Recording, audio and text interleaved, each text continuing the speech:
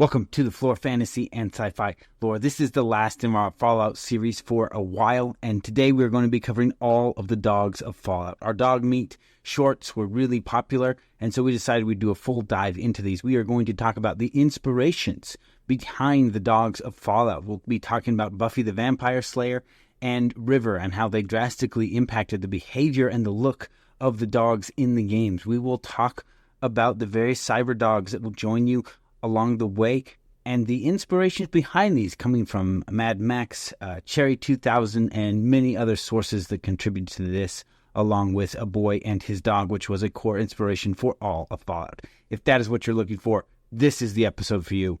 Roll the intro.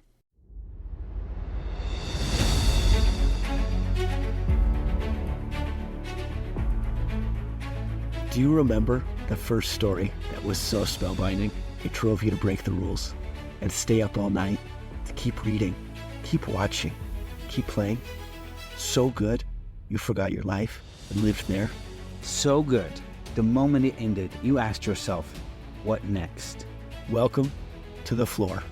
Our goal is to take you back, take you deeper, to explore and understand more, and relive that childlike wonder. Join us as we dive deep into humanity's greatest stories, no matter how they are told, through books, movies, television, even games. One of us does an in-depth research on the topic. One of us is familiar with the topic. And one of us knows nothing.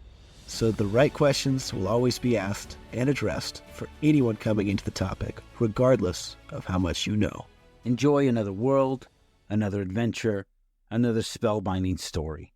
Join us on the Flore. In our original recording of this episode, there were a few things that we missed, and we got messaged by one of the original developers of Fallout about some of the things that you're not going to find anywhere else. And so we did want to include those really quick. So one is, after we put out just that little clip about dog meat, we were contacted by Eric Jameson, who was one of the original developers of the Fallout game, and this is what he told us. Dog meat was my original kindergarten dog. I put her in when I developed Fallout in 1996. A Boy and His Dog and Cherry 2000 were great films. They greatly influenced how I manifested dog meat, renamed from my original dog, Buffy the Vampire Slayer. So that was awesome to hear from one of the original creators, and you can look up Eric Jameson and his contributions to Fallout on the Fallout wiki to see that that is very much legitimate. And we even went and looked at his profile picture and the picture that is there on the wiki to just really make sure, because this really was surprising, kind of came out and to us out of the blue. A few of the other dogs that kind of got passed over were from Fallout 2. There is Canine, who you can find in Navarro. This is a cyber dog. And he is in Dr. Sherber's office. You have to kill Dr. Sherber, and then you have to find the cybernetic dog leg and attach that to him to get him to function for you.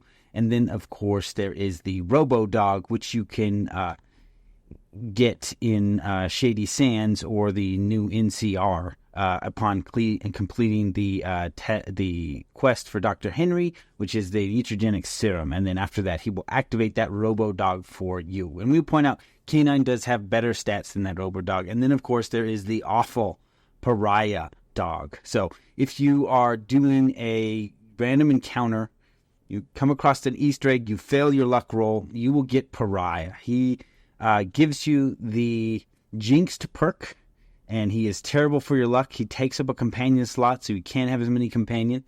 And he has 750 hit points, and he always runs from combat. So he's really hard to kill, and he is useless in a fight. And I remember getting this dog multiple times in my own playthrough and trying to kill him, and he just wouldn't go down. He would escape the map, essentially, before we could kill him. And for a long time, I just thought he was immortal. So those were three of the dogs we got left out, and then that message from one of the original developers that we did want to share with everyone before we dive fully into this episode on all the dogs of Fallout. So this is audio only, so we don't have any video on this because this was recorded in post, but we do hope you enjoy this episode, and that fills in all the gaps there.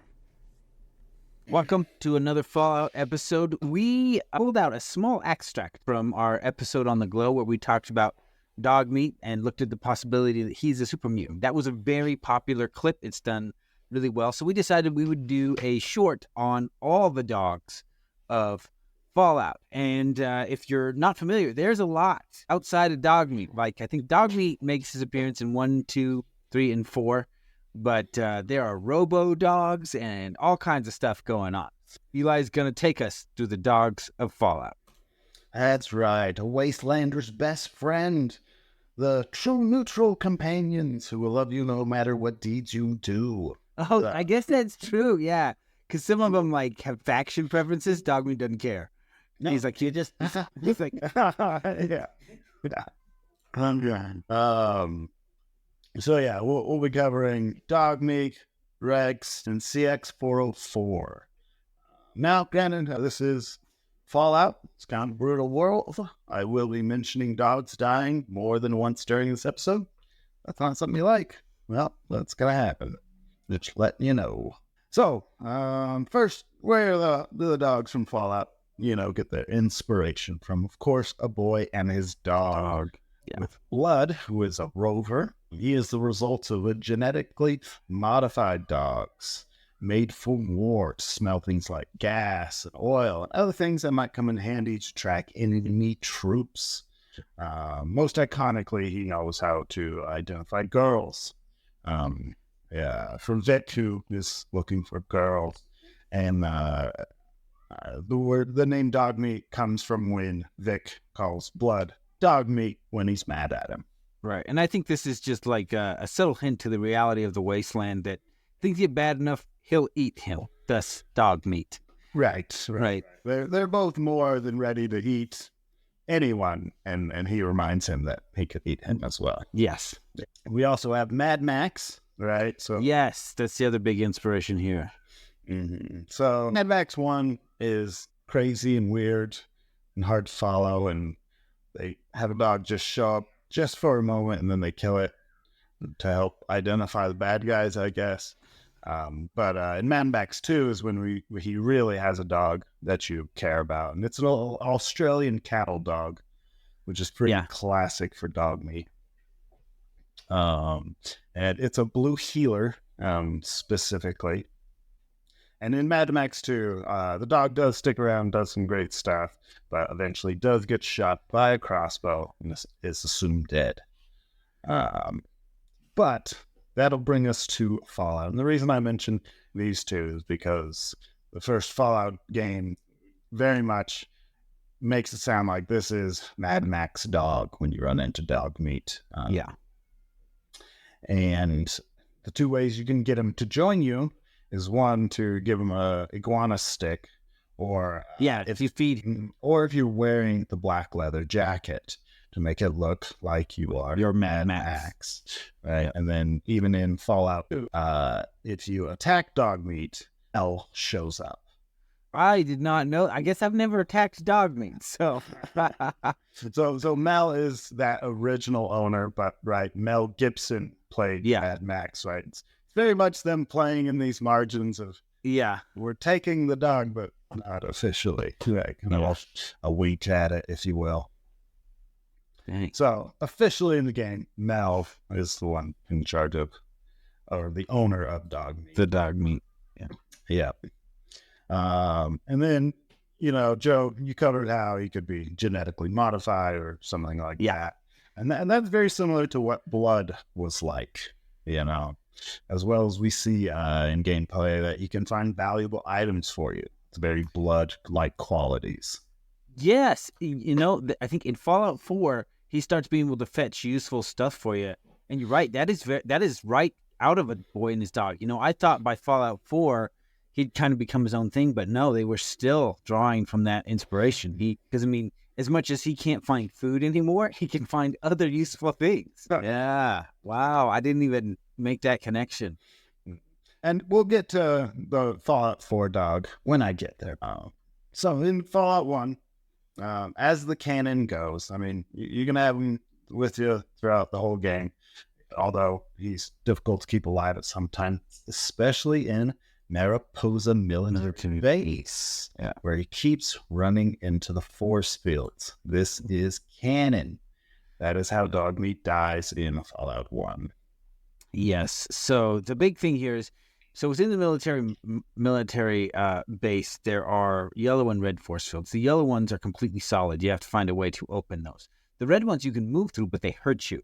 And the NPCs, your companions, don't care. They just walk back and forth between them all the time. And so the only way to keep your team alive in there is just to be pumping them full of stem packs. And in fact, the easiest way to keep your team alive is not to take them in there. And in Fallout 1, you cannot tell Dogmeat to stay. He is by your side always. And so, thus the canon, he dies there because it's just absurdly difficult to keep him alive in there. And I think we talked about this in our treasure room about our own non-canon version, where I was like, Dogmeat didn't die there. I worked so hard. I fought tooth and nail to keep that dog alive. A lot of stim back. A lot of stim back, I mean, not only do you got to keep him alive and walking through those force fields, but there's a lot of mutants with miniguns and missile launchers and flamethrowers. It is not easy to keep alive in that base. It is a fight. But I fought, and I kept my dog alive. So. All right. So, moving on to Fallout 2. So, in Fallout 2, Dogmeat is not canon. He's a special encounter, an Easter egg, if you will. Right? You can find him at the Cafe of Broken Dreams. But he is not something that's going to be forced to your path, forced upon you or anything. Yeah, following the main story won't lead you to Dogmeat like it does in Fallout 1. That's right. In Fallout 3, you can find him fighting off raiders or super mutants. And one of the really fun things they did with Fallout 3 and Dogmeat is the puppies perk.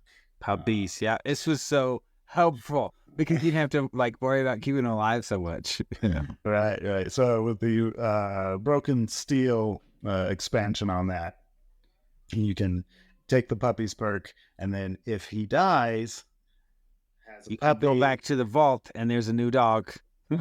Yeah, with a new name like Scrapyard or Charon or different. Same level, same everything except new name. Actually, they're a little bit tougher. They start out a little bit tougher.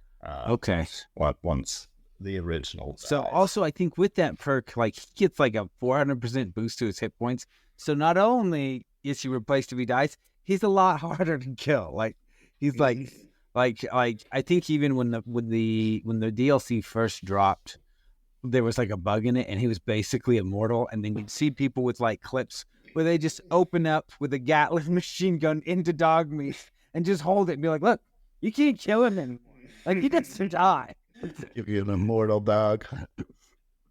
And then you'd see other players who'd they'd get Dogmeat, and then they'd go into super advanced areas and just stealth and let Dogmeat just kill them off one by one. They can't kill him anymore. He's tough now. So they did patch that, but I do remember when it first came out, all the little videos and clips of the immortal Dogmeat just laying waste to everything. Not that he was hit super hard, but just they couldn't kill him. You could just wait out anything. So now let's go to Fallout 4. All right, so they did a lot of work to bring this dog to life. They're just looking at modeling him and behaviors and things as he travels around with you. So they first started looking at police training videos of German Shepherds. Right. But they didn't really like it too much. It was too aggressive. Whereas they wanted Dogmeat to be a companion first and an attack dog, right? Yeah. So they ended up using Joel and Michelle Berge's dog named River as the model and voice actor for the whole. And the voice actor. That's right. So who are these people? Are they developers, producers? Developers on the phone. Developers on the team. And they very much just act like River became a part of the team, right? Nice. And was there during meetings and just always around, everyone. Dogmeat in Fallout 4 is at the next level, right? He gets his own line of perks that he can get, like he can pin enemies down. The Lone Wanderer perk, which lets you, like, you get all these bonuses if you have no companions, does not deactivate if you have dog meat with you. That's right. And he gets all kinds of outfits you can put on him. Like, they really stepped up the game with dog meat in Fallout 4. So we also have that it's a German Shepherd now, rather than a blue healer as it was before. Yeah. And when you're talking about these behaviors, a lot of these behaviors were actually kind of inspired by River the dog. So when you're doing long travel things, the dog kind of trots ahead of you and then looks back. This was something River would do on walks. No way. That's crazy. Like, they really did model him on this dog. Fetching large objects was something River would do. She'd come back with large sticks. And so they're like, oh, that's great. Well, how am I bringing large items to you? That's funny. Also, the pinning down thing about it, right? Dog meat and 4 will pin the enemy for you rather than do like a bunch of attacking on it. Yeah. That is something River would do. When she caught something, she'd just pin it to the ground. I mean, it was such a great addition, too, because, like, you know, in any of the Fallout games, at some point you really just out-level his damage, and he's just there because it's cool to have the dog with you, right? Mm-hmm. But, you know, in Fallout 4, suddenly, you know, he wasn't doing garbage damage to a super mutant with a minigun. He was pinning that super mutant to the ground, and suddenly, much easier shooting for you. You're not hiding in cover. You can just be like, just unload into him. And suddenly, he maintained his usefulness at the higher difficulty areas because of that ability. Because it's a status thing, not a damage numbers. Yeah. So interesting that it came out of just these developers' dogs' habits. They're like, hey, let's add that to the game. Just watching the dog and just noticing things and being like, we could put that in the game. Yeah, let's do that. Let's see. Oh, right. So back to dog meat and Fallout 4. The developers even made like a Twitter thread while they're developing the game about all the involvement that River had in the game. Just, you know, different cute dog things or things they were modeling and whatnot. As far as the story goes in Fallout 4, you meet dog meat in front of the Red Rocket truck stop. Not truck stop, it's a truck stop. Then later you'll, and at this time it's just dog. And then after you talk to Mama Murphy, and she talks about knowing the dog, and she's the one who tells you his name is Dog Meat. But she also says that he's his own man, right? You inquire about his owner. She's like, no, he doesn't really have an owner. He's his own man, you know, that he kind of just will stick and wander with whoever. And later on, you meet the Saint Nick Valentine, and he mentions how he used to, dog meat used to hang around him. He used to do stuff with dog meat in the past.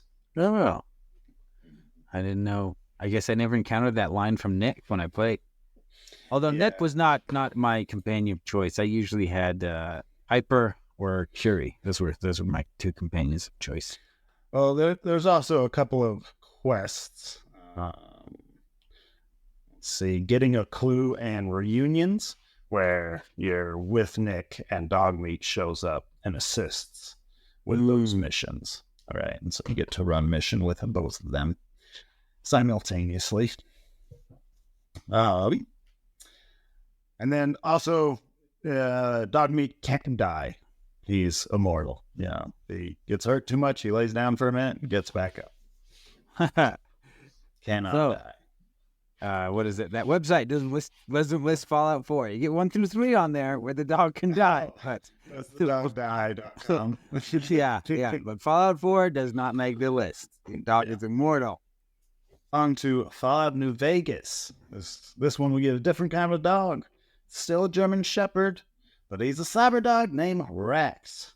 Specifically, Mark III Cyber Hound. Yo, support model, serial number B955883. But goes by Rex, right? Goes by Rex, which helps because that's quite the name. Right. That's more a model number that you would need to find the replacement parts. Yeah. To repair. Yeah. Now, there are a few different cyber dogs throughout New Vegas, but Rex is the one that will be your companion. Rex. I was going to say, there's also a cyber dog in Fallout 2, if I remember correctly. I missed that. Okay. Yeah, so when you get to Shady Sands, there is a doctor there who has a robo-dog, but he is dysfunctional. And if you can get him the parts and do a couple quests for him, he'll let you take the dog. So back to Rex. Back to Rex. All right, so Rex, you can see his brain. He's got... Yes, I did not like that part. You can see his brain. Well, I think it's foreshadowing, really. But he's got 3 cyber legs. You know, and part of his torso is cybernetic. He's got something stuck on the side of his head. He's obviously a cyber dog. There's nothing sneaky about it. He was a Denver police dog before the Great War. He is over 209 years old. This conversion to becoming a cyber dog happened before the Great War, right? So he's a real old dog. Now, before you get Rex as a companion, it does seem like he may have served as a war dog in Caesar's Legion, but there is a chance that there's another German Shepherd that was converted with the same cybernetics and the same breed as Rex that was fighting for the Legion. Right. It's not confirmed, but, you know, there's a small chance that it's not the same cyber dog. And then when you find Rex, you will run into the King. There's an Elvis gang. Right. I remember. So the King is the one who has Rex, and he's the one who names him Rex. Rex is Latin for king. Right. So I didn't know Rex was Latin for king. It makes so much more sense why the king of the Elvis gang calls his dog Rex. Wow. That is just king. Everything's king. Everything is king. Yeah. That was clever. That was clever of them to do that. Yeah. One of the things he'll mention to you is that Rex doesn't like hats or rats. So if you're wearing a hat, he'll bark at you. If a companion's wearing a hat, he'll bark at them. Is there something deep behind that? Like the villain in Mad Max or something had a hat? No, I haven't found any good reason. And like what the King says is, I think he hates them both because they rhyme. Like that's his reasoning behind it. But like, no, there's not a huge thing behind him hating hats or rats or hats. Yeah. Well, I mean, it makes sense. He doesn't like rats. Like, it's a freaking big rats in Fallout. Yeah, and like with dogs in general, there are dogs. Yeah, people trained to hunt rats. You know, there are dogs that are bred to hunt rats. Right. And it's also common with dogs that they don't like people wearing hats. That is a common trait that pops up in dogs. Really? It's like you don't look like a human. Like 1 in 4, but like sometimes there'll be a dog barking at you. Because you've got a hat on. Or will tell you it's because you have a hat on. And if you take the hat off, the dog will chill out. Like, I did not know this about dogs. I didn't know sometimes dogs get mad at like hats. Right. Yeah. It's a thing that happens. So Rex doesn't like hats and rats. That's right. Unfortunately, Rex is suffering from some neural degradation. I mean, his brain is 200 years old, and he's a dog. It's kind of not surprising at that point. However, you can take the mission on to save Rex. Right? Yeah, I remember doing that. You get him in your group. And the way you will save Rex is you will end up finding Dr. Henry in Jacobstown. He's the only one. He's the only one that will be able to perform the surgery and have the cybernetic knowledge to be able to replace his brain. And this is how you can save Rex, which is kind of questionable, right? Yeah, I was going to say, did you really Rex? save Rex? Like, you're swapping out that brain. Did you really save him? So, the way it goes out is you have 3 different brains to choose from that you can use to swap his brain out. And afterwards, it's like he's got both memories and they're kind of competing, but over time, they'll slowly kind of meld together and then he'll level out, right? That's kind of like the theory behind it. Okay. So the 3 dogs that you can replace his brain with, the first one is Violetta, one of Violet's. She's the second in command of the Fiends. Yeah, she's a raider. Yeah. And so this is her dog. And if you use that dog brain, then it'll increase his movement speed.